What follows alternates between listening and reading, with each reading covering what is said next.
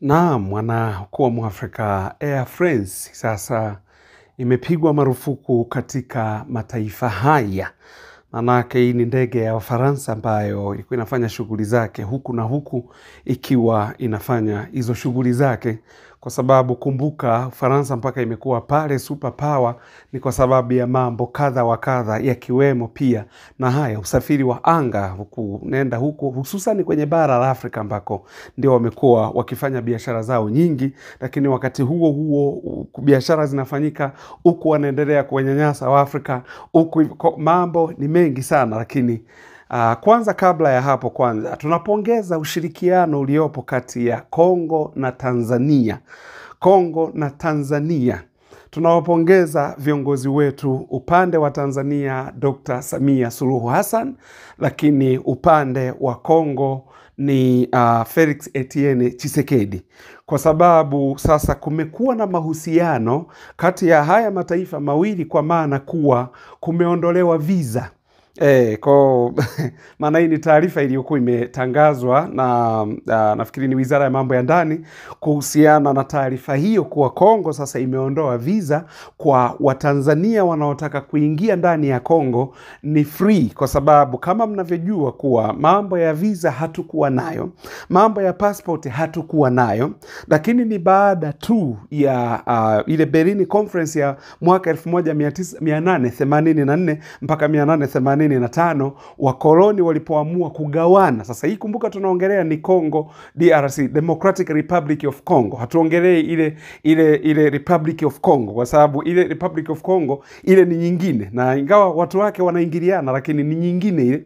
Na ndio maana unaona rais huyu tunayemuongelea wa Democratic Republic of Congo ni Felix Etienne Tshisekedi, lakini ile Kongo nyingine rais wake anaitwa Denis Sassou Nguesso.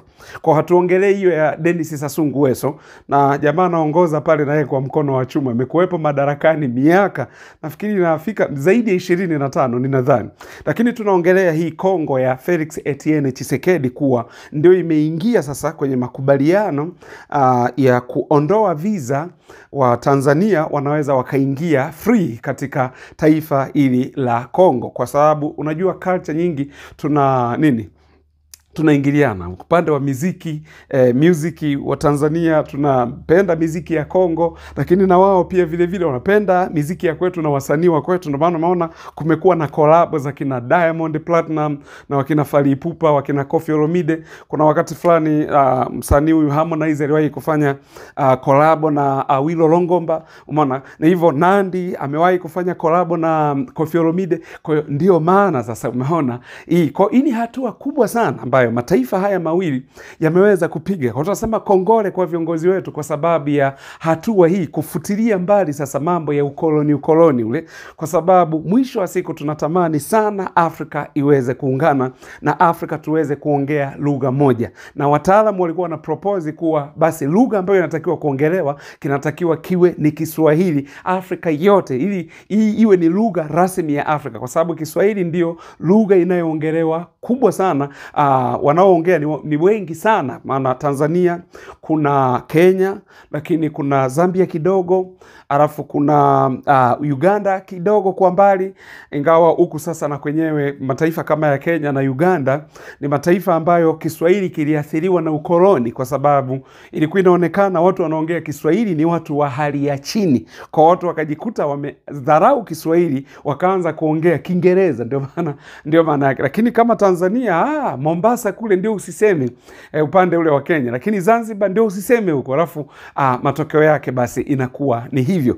Kwa hiyo hii ni hatua kubwa. Hata Kongo yenyewe wanaongea Kiswahili, baadhi ya maeneo, kuna maeneo wanaongea Kiswahili. Kwa hiyo hii ni hatua kubwa sana ambayo imefikiwa kati ya viongozi hawa wawili, kati ya Dr. Samia Suluhu Hassan, rais wa Jamhuri ya Muungano wa Tanzania, lakini na Felix Etienne Tshisekedi, rais wa Jamhuri ya Demokrasia ya Kongo. Kwa hiyo ili hili liko hivyo. Okay, turudi sasa pale nilipokuambia kuwa Air France imepigwa marufuku huku katika baadhi ya mataifa ya Afrika. Tunakumbuka kilichokuwa kinaendelea hapo ndani ya ukanda wa Sahel au hapo AES, ndio maana yake. Maana ukiongelea ukanda wa Sahel unaongelea hawa miamba watatu ambao Ibrahim Traore Burkina Faso, Assimi Goita Mali na Ibrahim Tishiane ambaye ni Niger. Tunakumbuka mara ya kwanza ambapo Ufaransa aliwawekea vikwazo kwa sababu ya mapinduzi ambayo yalikuwa yamefanyika pale. Na siku zote unajua wanakuambia ukitaka kumuadhibu mtu, hebu muadhibu kidogo alafu achana naye, kwa sababu ukimuadhibu alafu kukandamizia, binadamu huwa anazoea ile hali ya kukandamizwa. Yaani hilo naomba ulielewe, ile binadamu huwa anazoea. Hata kwenye mahusiano, mtu unapokuwa kwenye mahusiano wewe na mpenzi wako, lakini nia yako ni kutaka mpenzi wako tu ajifunze jambo, usishikilie sana. Ukishikilia sana, akishazoea hiyo hali utampoteza, hautampata tena. Sasa Ufaransa walichokifanya, wakajua wanaweka vikwazo ni kama kutoa adhabu kwa haya mataifa ili yaone. Na hao wakasema it's okay, hamna shida. Weka vikwazo, hamna shida. Kwa kikwazo mojawapo kati ya vikwazo vingi ambavyo Ufaransa waliviweka ni kukataza shirika la ndege la Air France kuenda kwenye haya mataifa. Taifa la Burkina Faso, Mali pamoja na Niger. Wamekaa hivyo kama mwaka mzima. Sasa hao washazoea tayari. Unajua mahali mkijua hapa mnaga magari ni kutembea kwa miguu, hutakao msikie mtu akisema tunataka tupande gari, kwa sababu wanajua hili eneo gari haliwezi kufika. Unaona, maeneo mengine ni milimani, kwa ni lazima utoke huko ulikotoka uende ufuate barabara mahali iliko. Kwa ndicho kilichotokea kwenye haya mataifa. Baada ya mwaka mmoja tukaanza kuona tena Mfaransa huyu ameanza kutaka kurudi, kwa sababu akaja kugundua amekula hasara isiyokuwa ya kawaida. Akataka sasa kwanza kujibembelezesha na kwanza kurudi, na wakamwambia hawa miamba, wakasema ukirudi hapa ujue utarudi kwa conditions ambazo sisi tutakupa na tutakupangia, sio wewe utapanga, ni sisi ndio tutakaopanga. Jamaa wako very serious. Nakumbuka hata kwenye vikwazo ambavyo vilikuwa vimewekwa kwenye haya mataifa, Coca-Cola na wao waliweka vikwazo kwa taifa la Burkina Faso. Juzi hapa wametaka kurudi, lakini katika kurudi hawa Coca-Cola hapa kwenye hii taifa la Burkina Faso, katika kurudi Ibrahim Traore amewawekea, amesema mtarudi ndio karibuni, lakini tunataka ujenzi sasa. Maana wamesema tunarudi tujenge kiwanda kabisa. Traore akawaambia ujenzi wa kiwanda nataka wazawa ndio wajenge. Leteni ramani, alafu mainjinia kutoka Burkina Faso ndio watakaojenga hiki kiwanda, sio nyinyi mtajenga hiki kiwanda. Umeelewa hicho kitu?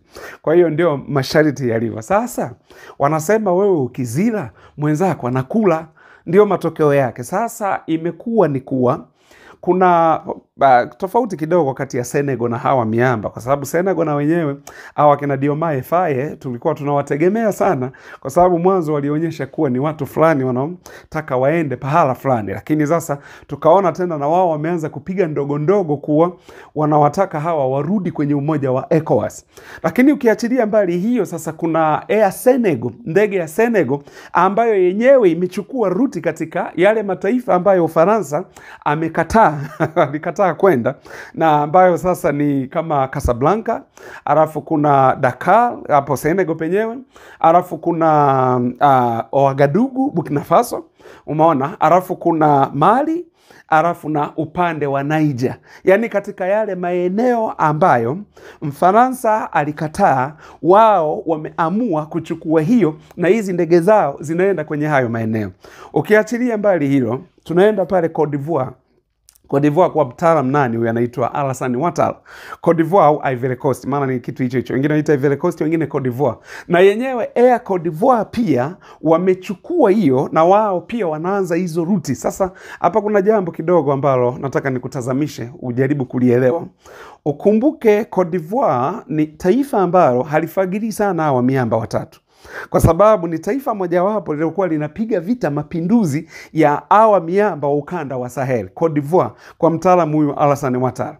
Ni taifa ambalo lilikuwa halitaki kabisa haya mapinduzi, kwa sababu Cote d'Ivoire mwisho wa siku ni wale wale wa Faransa. Lakini kwa upande huu wa biashara, bado Cote d'Ivoire wameruhusiwa kufanya biashara kwenye haya mataifa ya AES. Na ukumbuke wakati huo, huu umoja wa Saheli, haya mataifa matatu, walitengeneza passport ya kwao ya pamoja. Passport hii ECOWAS walisema hatuitambui. Ukumbuke hilo.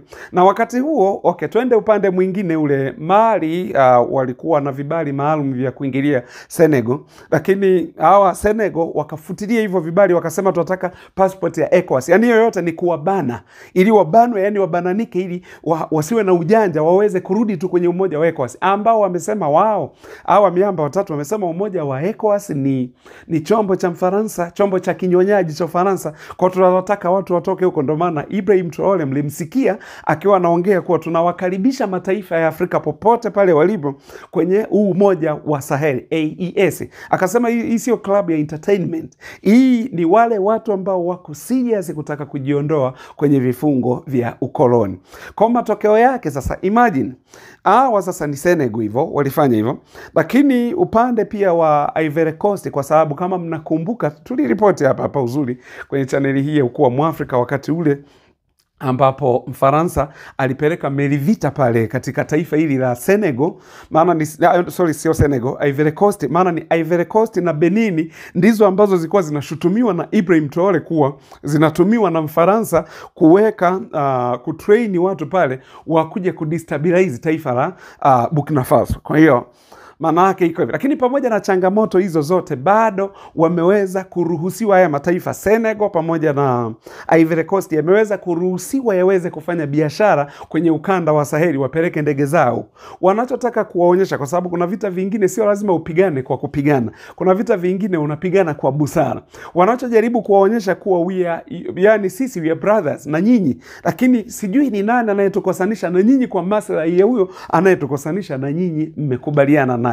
Kwa ndio maana unaona sasa wameruhusu hizi ndege ziweze kufanya masafa au ziweze kufanya hizo safari zake katika haya mataifa, hususan kwenye ile miji ambayo Mfaransa alikuwa ameweka vikwazo, na mwisho wa siku vikwazo hivi vinamrudi yeye mwenyewe, anatamani tena kurudi huku Afrika. Kwa hiyo ndio taarifa namna ilivyo. Kwa hiyo nawashukuru sana ndugu zanguni, nikaona niwape hiyo taarifa. Asanteni sana kuendelea kutufuatilia, kwa kuangalia video zetu, kulike, kushare, kusubscribe na kucomment pia. Kwa namna hivyo ndivyo mnavyo tusupport pia. Lakini mnapoona matangazo, usipoliskipu lile tangazo, ndio umetusupport kabisa yani. Asanteni sana. Mwenyezi Mungu awabariki.